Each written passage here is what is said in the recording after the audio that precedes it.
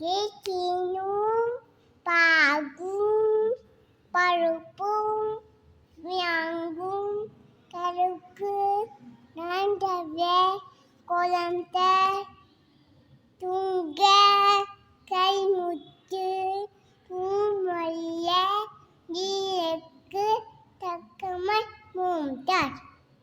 இது நம்ம பாப்பா பாடின பாட்டு. பிடிச்சிருந்தா ஒரு லைக் பண்ணுங்க. மீண்டும் சந்திப்போம்.